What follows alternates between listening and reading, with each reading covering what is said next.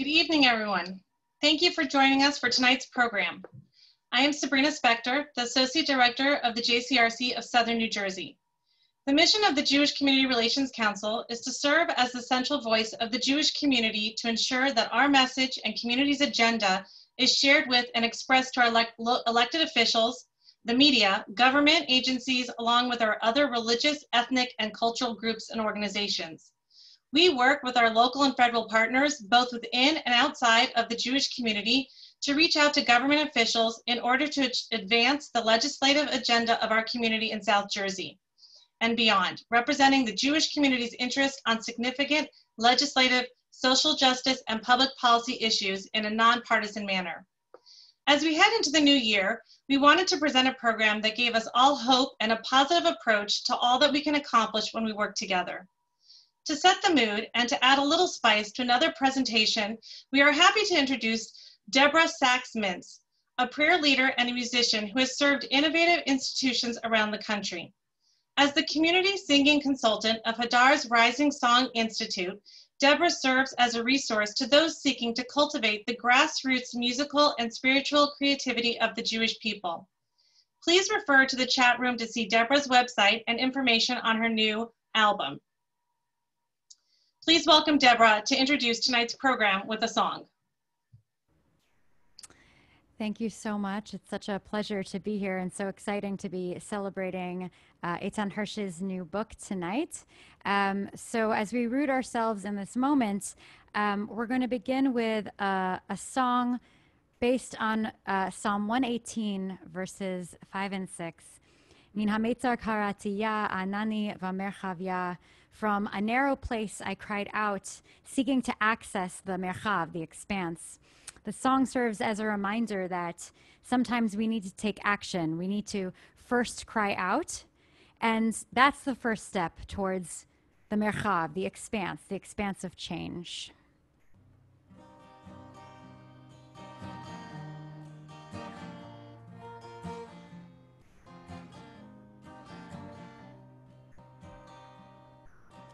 Min hametzar karatiya anani v'merchavya. Min hametzar karatiya anani v'merchavya. Min hametzar karatiya anani v'merchavya. Min hametzar karatiya anani v'merchavya. Adonai li lo ira ma yaseh li yadam. Adonai li lo ira ma yaseh li yadam. Adonai li lo ira ma yaseh li yadam. Adonai li lo ira ma yaseh li yadam. Oh, min hametzar karatiya anani v'merchavya. Min hametzar karatiya anani v'merchavya. Oh, Adonai li lo ira ma yaseh li yadam. Adonai li lo ira ma yaseh li yadam.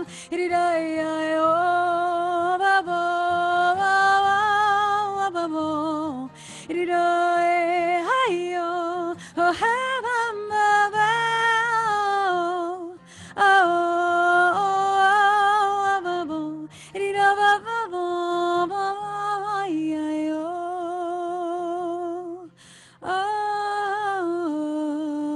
min hameitzo katia anani vamerchav ya.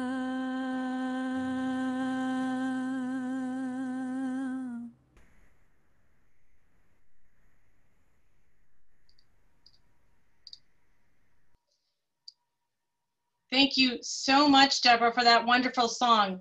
It really has set the tone for a great conversation about making positive changes. It's hard to believe that Rosh Hashanah, the Jewish New Year, starts in just a few days, giving us an opportunity to have a fresh start. Thank you so much for your inspiration. Tonight's conversation will be moderated by Dr. Myra Guten from Rider University. Dr. Guten teaches a variety of classes, including those in the area of political communications. Her favorite course is The Making of a President, which she is currently teaching right now for the 9th time. An author of 2 books herself, Dr. Guten is a sought-after expert on the First Ladies of the White House and is herself a past president of the Jewish Community Relations Council. Tonight's featured guest is author and scholar Eitan Hersh. He received his PhD from Harvard University in 2011. He served for 6 years on the faculty of Yale University as assistant professor of political science and resident fellow of the Institution for Social and Policy Studies before becoming a tenured associate professor of political science at Tufts University. His peer-reviewed articles have been published in major political science journals. He's the author of Hacking the Electorate and the most recent books, Politics is for Power. Please welcome our guests.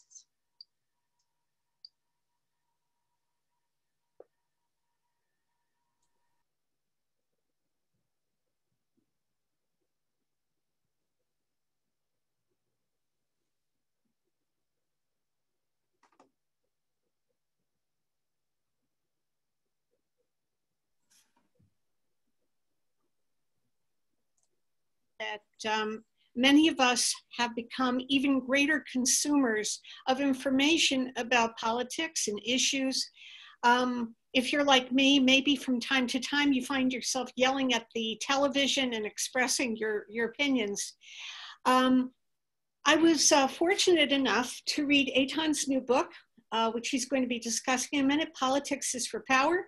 And I found out that after all of my years of doing research on American First Ladies and women in politics, I found out that my real job is to be a political hobbyist.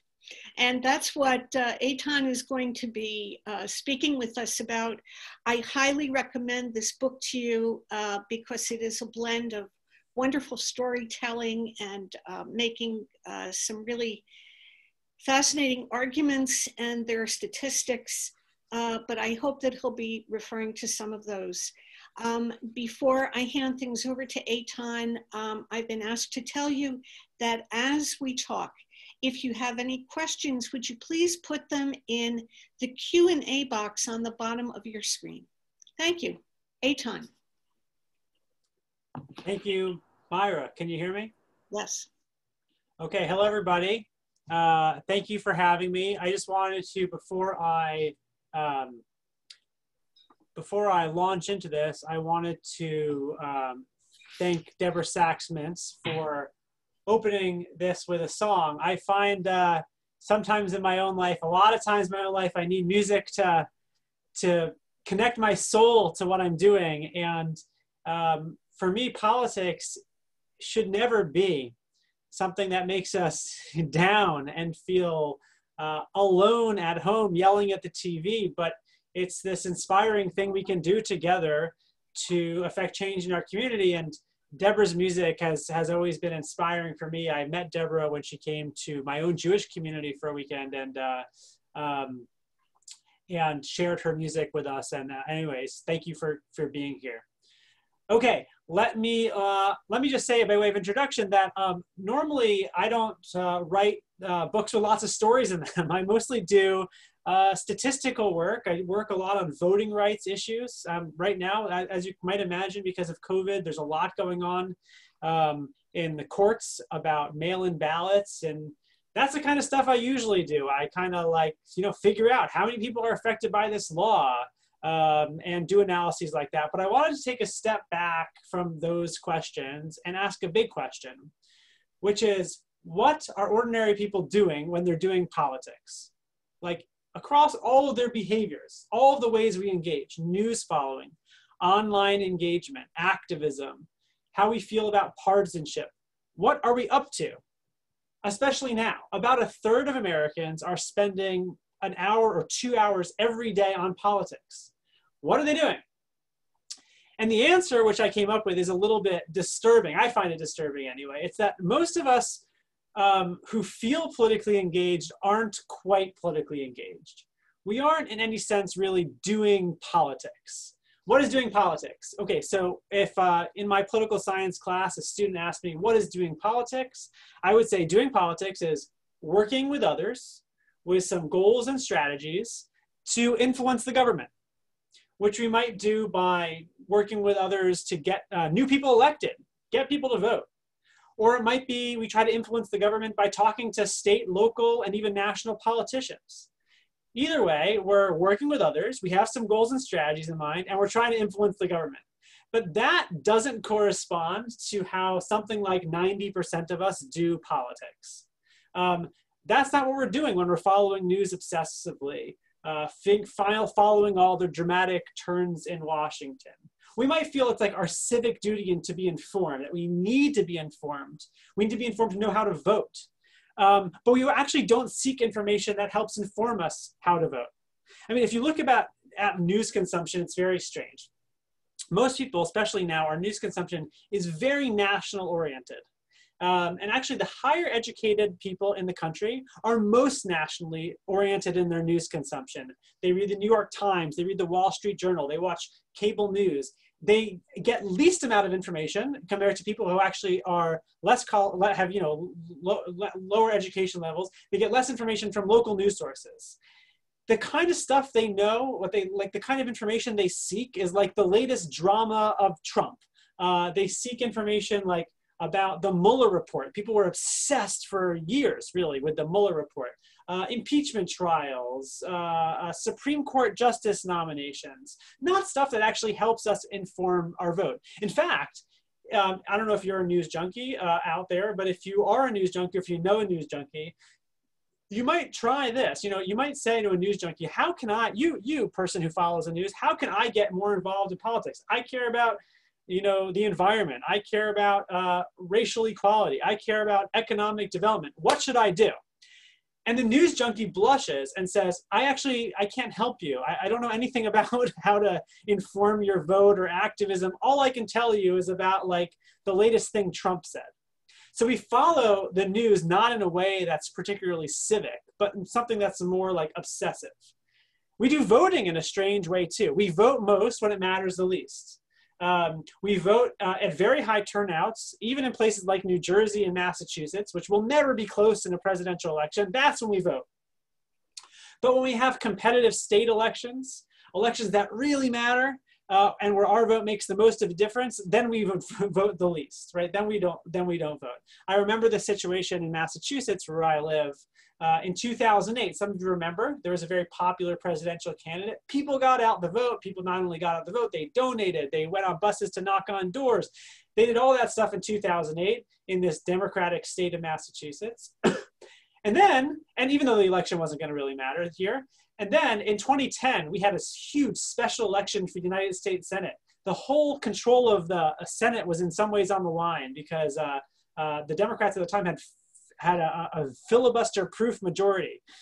And in Massachusetts, there was a big special election between Scott Brown, you might remember, and his Democratic opponent, Martha Coakley. And all of a sudden, Massachusetts mattered. It was a close election. It really mattered for Democrats nationally, but turnout just declined precipitously, particularly in Democratic areas. So we see this all the time. We vote most when it matters the least. When it comes to activism, what are we doing? The most common form of activism in America is online petition signing. And a colleague and I, we investigated this. We were like, what are these petitions about? We looked at all the petitions that went to the White House during the Obama years. And we discovered something kind of strange. If you categorize all of the petitions that were about big domestic issues, healthcare, education, taxes, parental leave, anything like that. That amounted to about 5% of the petitions that were sent to the White House during the Obama years. The rest were like minutia. The FDA shouldn't regulate premium cigars. The president should recognize Diaphragmatic Hernia Awareness Day. You should kick Pierce Morgan out of the country, stuff like that. And actually, if you look at the behavior, it's kind of silly stuff. That's what the petitions were about. If you look at data of one kind of behavior after another, I think the best way to describe what we are doing is a kind of a shallow hobby, which I know if you're listening to this, you might find is an insulting term.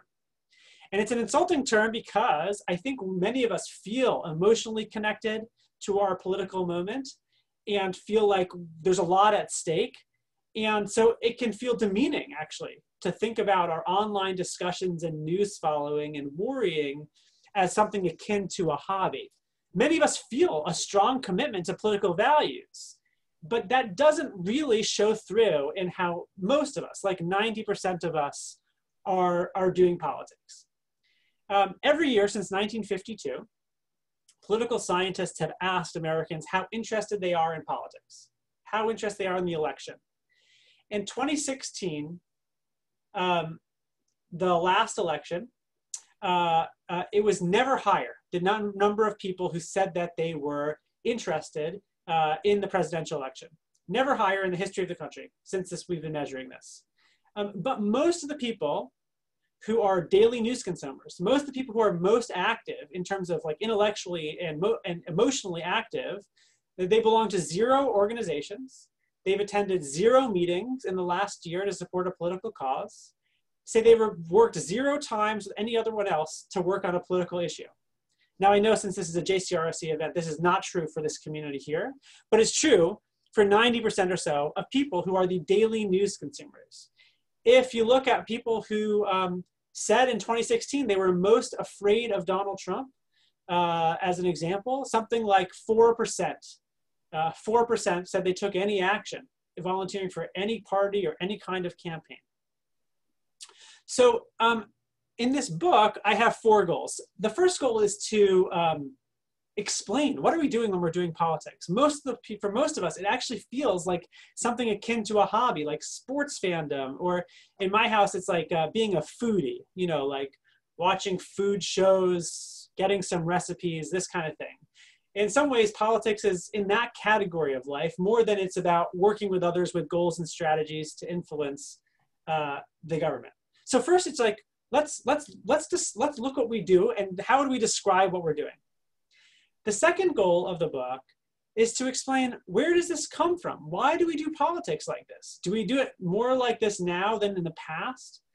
And the answer is yes. I won't get too into the details right now because some of the history of this is related to laws and political parties and all sorts of stuff, but technology also plays an important role here. In fact, we do all of our leisure activities, when we do them online, we tend to do them in short stints peppered throughout the day. So the kind of person who spends 2 hours a day on politics might do that all in 5-minute increments, checking Facebook here, checking Twitter there, composing a rant there, and then all of a sudden it adds up. And we do a lot of our leisure like that, and we don't give ourselves time often to work with others on some concrete goals. The third goal of the book is not to explain where this comes from, but to evaluate a question that you might have in your minds right now, which is, oh no, if I'm a hobbyist, is it possibly good? Is it possible that what I'm doing is like a gateway to activism? I mean, maybe this is on target for a particular reader, that they feel like, oh no, I am a political hobbyist. It's no good. Or maybe it is good. Maybe it's helping me one day learn what I need to learn to become actively engaged in politics. And so I try to evaluate that. And I reached the conclusion that it's unlikely to go from at-home, nationally focused political fandom to organizing, activism. And there's a couple reasons for this. Mostly it's because we're learning the wrong information and practicing the wrong skills. So of course, we're learning the wrong information. We're not learning how power flows in our communities, about how we can make a change, what the state legislature does, what our town meeting does, how we can, you know, work on things that we care about. We're learning just about kind of drama. We're also really practicing the wrong skills. So whenever we're in power relationships, like I would say sometimes I'm in a power relationship with my children. I need them to do something they don't want to do, like take a bath. Or sometimes, you know, with students, with bosses, we're all sorts of times in relationships with people, and we're trying to get them to do something. And that's what politics is. We're trying to get people to do something. And we know what skill set we need to use to get people to do something they don't want to do, which is understanding where they're come from. What are their motivations? What does my kid want when he doesn't want to take a bath? And I know that the skill set I need to cultivate is one of empathy and looking someone in the eye and understanding where they're coming from. And that's true in any realm in which we're trying to get people to do something. But in political hobbyism, online, mainly our goal is to like get something off our own chest, to feel some catharsis. And so we're really practicing and cultivating the wrong skills. We are also in political hobbyism making politicians behave badly. So the best example of what I mean by this is probably through low dollar donations, small donations that come through to politicians online. If I ask audiences, I usually ask, which politician is the best at raising small dollar donations? Every time I ask this question, people always say, Bernie Sanders. Bernie Sanders is a politician that's very good at raising small dollar donations. But the answer is really Donald Trump. President Trump raised more in small dollar donations in 2016 than Bernie Sanders and Hillary Clinton combined. He's very good at this, because what small dollar donations, when they come in because someone watched a viral video, they saw someone say something obnoxious, they say go after someone, destroy someone in a video. And that's what brings the low dollar donations in. And so politicians have learned from this, that if they want to get quick money for their campaigns, this is what they ought to do. And so today, if you ever watch a debate, like the Democratic primary debates we had, or if you watch congressional hearings, you'll see basically politicians one after the other trying to make viral videos of themselves because they want the attention and they want the low dollar donations. And so one conclusion is that we, the people who are willing to click on a donation whenever that happens, whenever someone yells at someone else, or whenever someone says something outlandish, we're the ones that are incentivizing politicians to behave that way. Okay, what I've just described is the first 3 goals of the book, but they're not the most important ones. I would say that I started writing this book, and I showed my drafts to one of my undergraduates, Laurel. She was helping me look through the manuscript, and she said, it's just a bummer. You can't write a book about how we're all doing politics in this bad way. You have to talk more about the alternatives. And I ended up spending a year with organizers all around the country, learning what they do, from 19-year-olds in North Carolina to a 98-year-old in the town next to me in Brighton, Massachusetts. People of different races, of different ages, doing politics in a different way. And so I thought maybe I would just share one of those stories, the story of the person who's actually closest geographically to where you are. And that's a story of a woman named Angela Aldous. Angela's about my age, and this is her story. She grew up in Wisconsin. She was a nurse in the University of Wisconsin system. And before she had kids, she was diagnosed with MS and was pretty sick. And her union helped her get time off of work. Then in Wisconsin, there was a big controversy about public sector unions. The governor, Scott Walker, was in a conflict with the unions. There were a lot of protests. And Angela, who really felt that she benefited from her union, started marching and protesting with her union. And to the point where even she was the speaker on behalf of the nurses to 100,000 people at a rally. But Angela learned from her experience in Wisconsin that actually this didn't work very well, that the marches didn't work very well, that there was a lot of energy for marches, but not a lot of energy for getting out the vote. And she took that to heart. Later, she moved to Westmoreland County, Pennsylvania, which is maybe an hour out of Pittsburgh. And it's a very conservative area. Trump won Westmoreland County by about 30 points. If you know the area, it's Greensburg is the county seat there. And after the 2016 election, Angela wanted to do something that was durable. She had this interesting perspective about protests, where she didn't like any time a protest just felt like cathartic, like making a funny sign that showed that to all the people who already agree with you.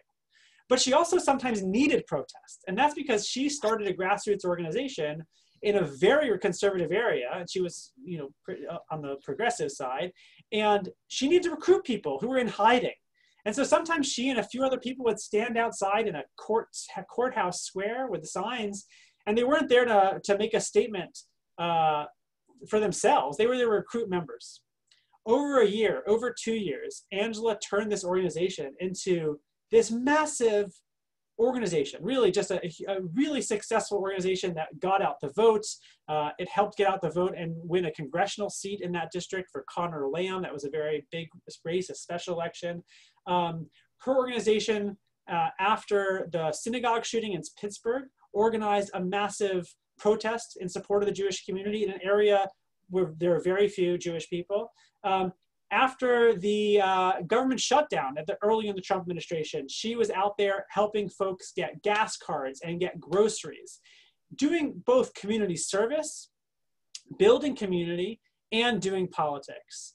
And Angela was able to build this community in a very conservative area, not just by finding the few liberals there, but by connecting to people of all walks of life, former conservatives. I actually start the book with a story about a Trump voter, evangelical Christian, who I got to meet when I showed up to one of Angela's meetings. And this guy, when I first saw him, I thought he was there to protest the meeting. I mean, he looked like he might have been there to protest the meeting. And he said, in front of a room of 50 people in this progressive organization, I'm a pro-life Christian conservative, basically, but I'm here because I'm a Christian and there's no such thing as a racist Christian. And he felt that Trump was going down a wrong path. And now he's a big organizer for this organization. And it's because of the way she comes to politics, not judgmental, not there to score points, there to build community, that she's so effective. I'm just going to read the last paragraph of the chapter about Angela, and then I'll stop talking. We can go over to Q&A. So there's a moment right before the canvassers in Angela's group are going to go out canvassing, where they all stand around and they say why they're there today. And the canvassing groups do this because it's nerve-wracking to go talk to strangers at the door, particularly in a place where like liberal voters are in Westmoreland County. And a couple of people came in Kevlar vests. That's how afraid they were to go canvassing here. And they tell their story of why they're there because they want to kind of build some courage. And Angela says, this is Angela's story about her illness with MS is a powerful motivation for action. But she said, when she heard everyone else's story going around the circle, a couple without health insurance canvassing, a Muslim family facing religious discrimination canvassing, a teacher without school supplies canvassing, a Latina mom who so badly wanted to canvass but instead drove other canvasses because she felt her English wasn't good enough. Angela remembered that she was doing this all for all of their stories, not just her own. She starts to cry as she tells me this over the phone.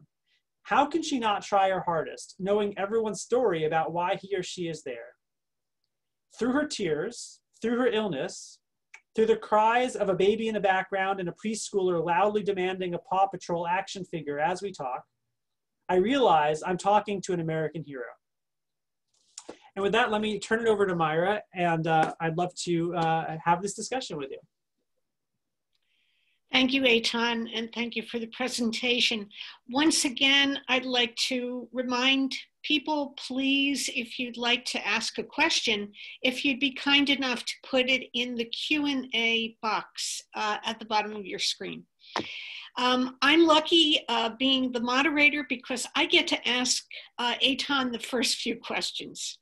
So my first question, Eitan, is that since I too am an academic, I'm always interested in colleagues' research agendas. And I'm wondering, you mentioned this earlier on in the presentation about the fact that you usually write about statistics. But I'm wondering what it was that pushed you to study political hobbyism. Well, I think actually it was probably the statistics that got me there first. That is, if looking at how people are consuming the news, looking what people are saying they're doing in politics, looking how people kind of conceive of their partisan identity. And something just clicked in my head that this just didn't feel like politics at some core level. And so at first I wanted to try to figure out what it was. And I started reading a lot of sociology outside of our field of political science about leisure. How are people spending their leisure time? And that led me to think, okay, yeah, what they're doing is more similar to kind of serious sports fandom than organizing. And it's interesting because I'm not from the world of organizers. Like, this is not personally I didn't grow up I grew up in a family that was engaged in news following, voting, and all that, but not kind of in the trenches organizing. And that part of politics felt very foreign to me. It was interesting, I think, that the parts of politics that felt closer were, sharing New York Times articles. And the part that felt more distant was like, how do I make an impact in my community? What events or changes would cause people to move from being political bystanders to change makers like Angela and some of the other people that you write about in the book?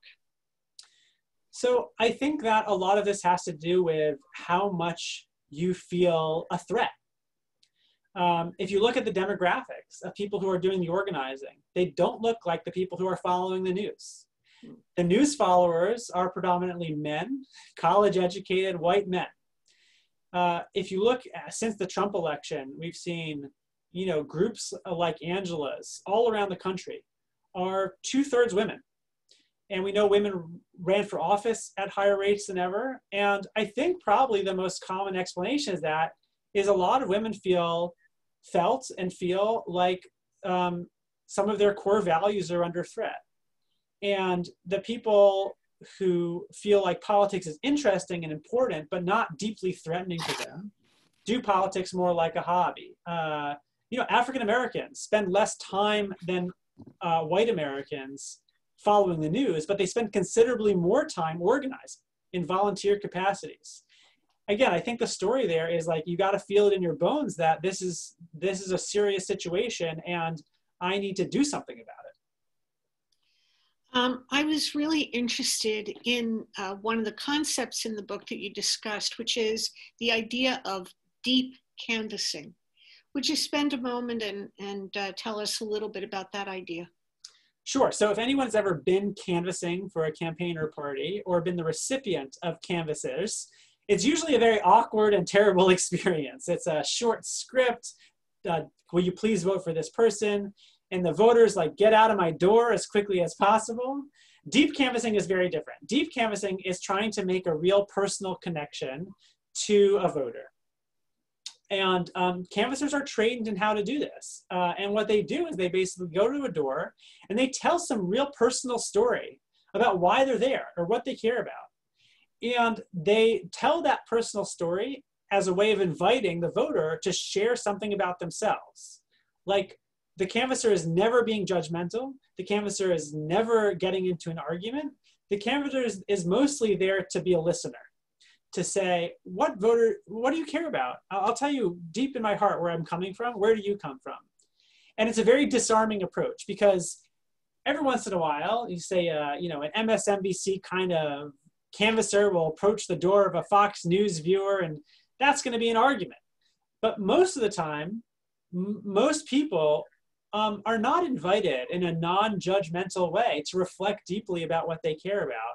And when an earnest person comes to the door and looks them in the eye and say, here's what I care about, what do you care about? And really means it, I care about what you have to say. It changes minds, and it changes minds permanently. So deep canvassing has been shown, it doesn't just raise turnout. or persuade someone, it changes people's minds for a long time. And that's because so few times are we actually approaching people who potentially are political opponents and treating them with that kind of dignity. I talk about a story in New York about this, but this is Angela's approach too. I mean, first of all, everything about Angela's organization is not called Democrats for Progress. It was called Voice of Westmoreland, which was the county that they live in. And when a man comes to this group who is a Trump voter, an evangelical Christian, pro-life, no one says, how dare you, get the hell out of here.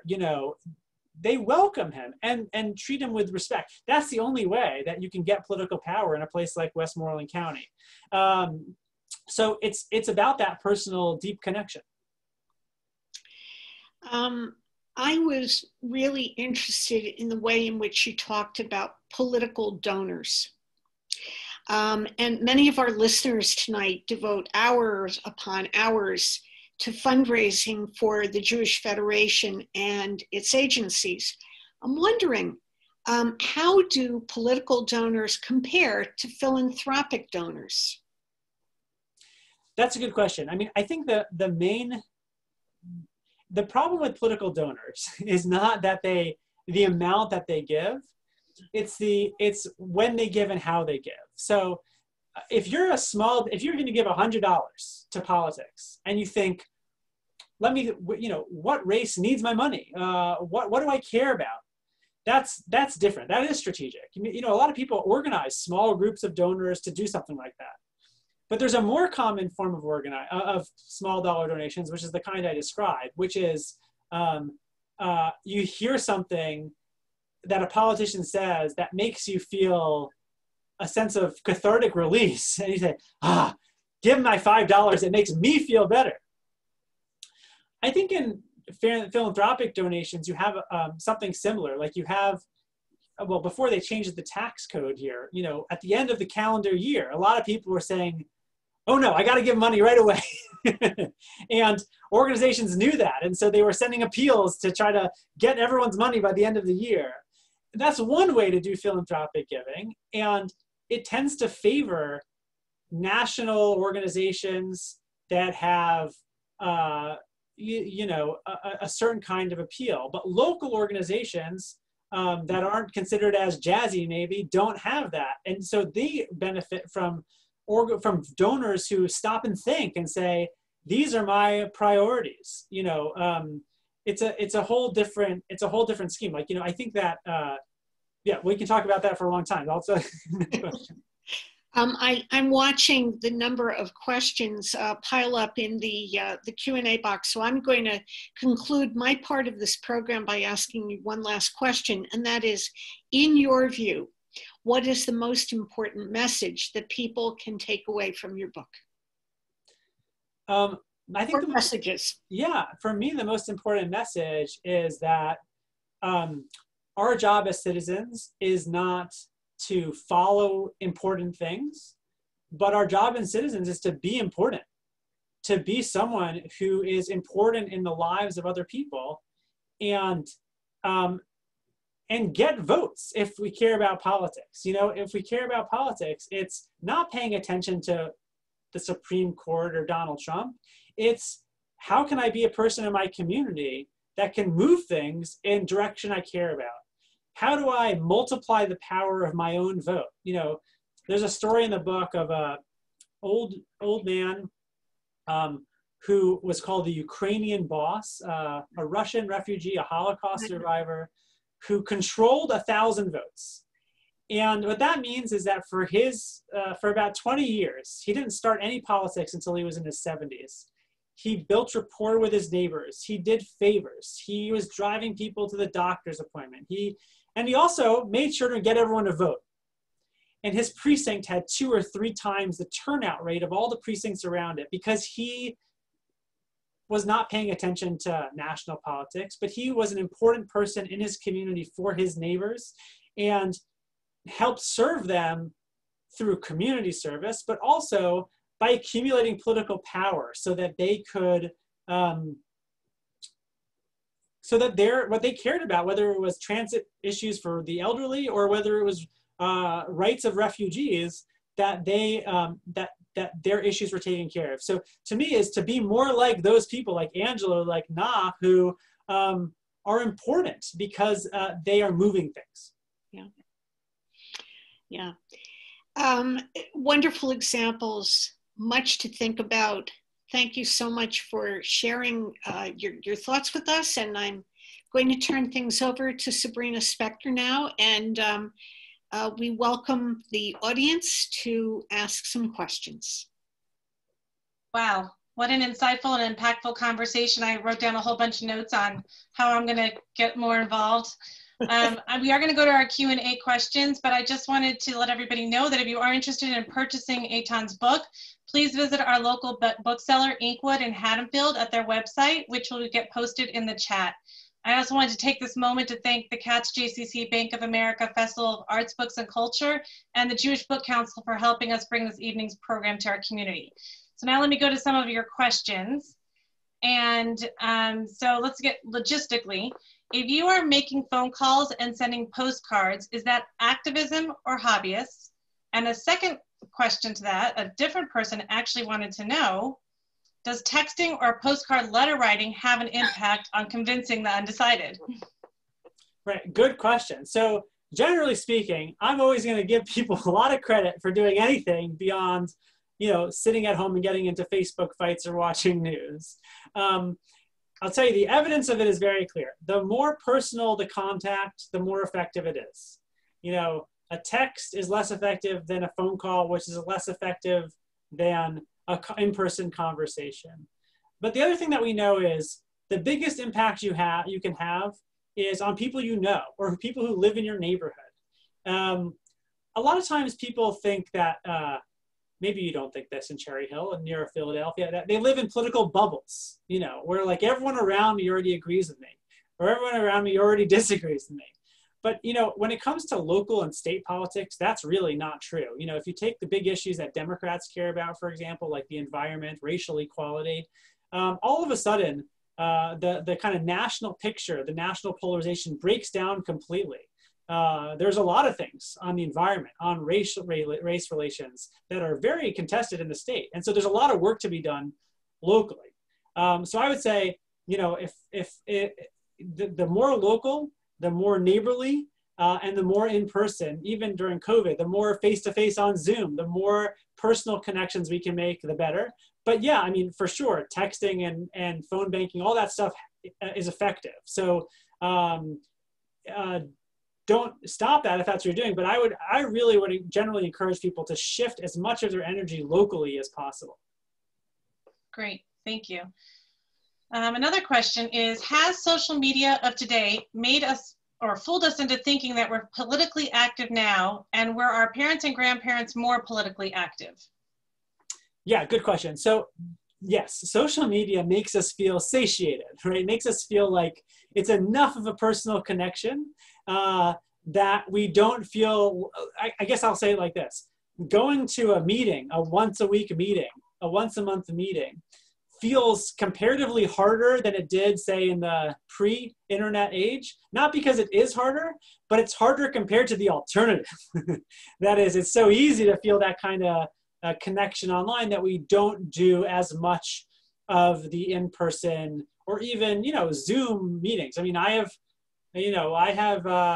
personally, I have a regular, I usually have 2 meetings a month on a housing affordability organization I'm on the board of.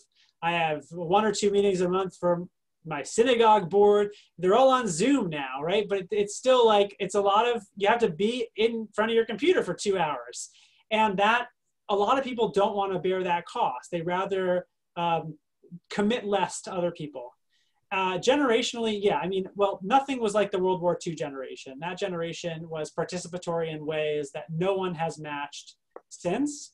But they were very committed to long-term organizational activity.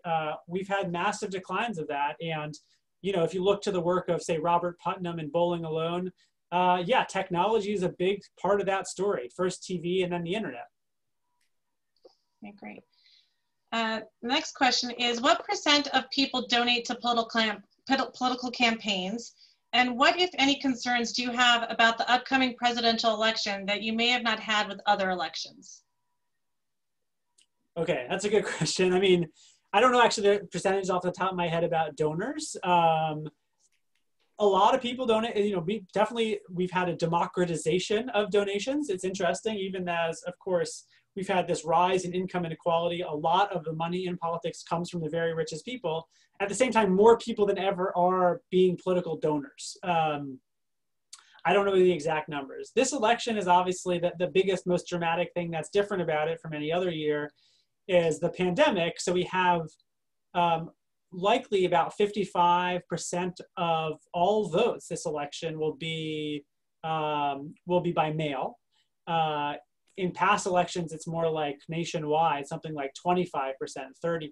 So if we're in the 55, 60% range, it's a big difference. And so, you know, obviously the states are all trying to navigate this, or not all. Many of the states are trying to navigate this, making voting by mail easier. Some of the states are making it harder. Mostly they're making it easier and encouraging it. And so it's going to affect when people vote. It's going to affect when ballots are counted. We could talk a lot about that topic, but yeah, that's the main thing. In terms of the candidates, look, Trump is a very unusual president. I don't have to get into details about that. We all know that. And so I think the rhetoric is different than when he's not on the ballot. But mostly the structural components of the election, the mail balloting is what's most different. So I had another small one, visually, which I wanted to discuss with you. Do yard signs and bumper stickers have an impact? Yeah, I actually don't know about the evidence of bumper stickers. Yard signs do, but they particularly matter, right, for elections that are lower down the list. You know, state legislative races, primaries for governor, city councilors. This is where people have very little information about who they should vote for. And if they know you, or they know your house, or they see your house in their neighborhood, and they say, you know, they see that you support this person, that goes a long way. I tell this story to students sometimes about how we make decisions in politics about who to vote for when there's no parties on the ballot. So a lot of municipal elections, for example, they're nonpartisan, just two names. And I tell the story about walking to my polling place in Brookline, Massachusetts, where I live. And there was something on the ballot I didn't even know how I was going to vote for. It was a yes-no question about a funding measure. And I saw someone my age pushing a stroller with a yes sign, and two people probably in their 80s holding a no sign. And I tell this story to my students. I say, okay, signal sent. I know who to vote for, right? We make decisions like that when we don't have partisan signals. Like, so that I was, you know, I made that point because I was identifying with someone who's my age and also a parent of young kids. I was voting yes. And so little signs, little signals of who different people are voting for make a big difference when in these local and state elections where voters actually have very little information about who to vote for. Interesting. Actually, you had said something that I just want to clarify about marching and protests not having the same impact as actually voting. But when we're in the situation that we're in right now, where there are protests for the last 100 days, are the protests going to have this impact, or what kind of impact? Will they influence more voting in order to make the change? Yeah, are you talking, what kind of protest? Are you talking about the COVID protests or the Black Lives Matter protests? Black Lives Matter protests. Yeah, so protests can have different goals, right? So some protests are really just like, the goal is catharsis. The goal is to get something off my chest. Other protests are there to recruit. So that might not be why someone goes to a protest, but that's why the organizers have the protest. Once you're there, they want you to sign up to do more stuff. Some protests are to raise awareness, but usually a protest is a means to another end. You know, I often think about these Black Lives Matter protests. In a lot of places, there were Black Lives Matter protests. There still are Black Lives Matter protests. And if you go to one of those protests, an organizer or a public official will probably say something like, there's a bunch of concrete stuff we have to do. If you care about Black Lives Matter, here's what that means. We need to change different police practices. You know, if there's a complaint against a police department, right now in our community, maybe it's another police officer who negotiates between those complaints, but it should be an independent person. We need to pass a law about that. And so the person stands up on the stage and says, we don't need you just to protest. We need you to take these different actions. And a lot of people, most people, that's next step never happens. That next step never happens. They tune out when there's a next local election where there's a candidate who is on one side of the issue or that other side of the issue. They don't pay attention. When they're asked to go to a meeting, a select board meeting, a city council meeting, they don't go.